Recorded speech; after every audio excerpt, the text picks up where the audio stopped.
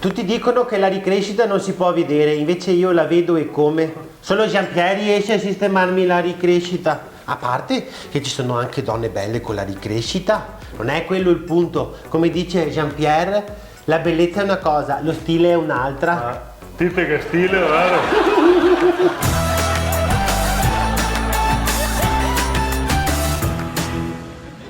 Oh, Chatouche, scusami, tose, mamma mia, che sei una signora de ha. Cosa fare che a manicure, ma par Renato Pozzetto, al cugino de campagna, ti presente il film, tim, ma neanche una forbice, che ho bisogno di una smerigliatrice. Sì. Scusami ancora.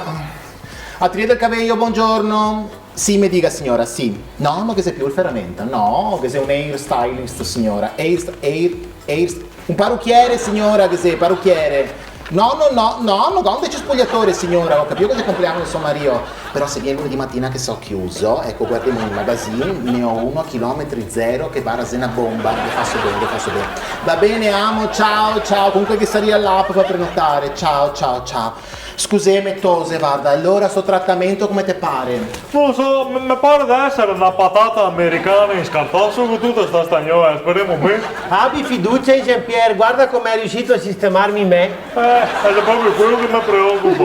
Comunque amo mai paura, come dico sempre, se con gli uomini te vuoi fare de gay, io tieni a posto il cabello. Anche perché so che qualcuna qui stasera ha un primo appuntamento. Oddio, sono io. No.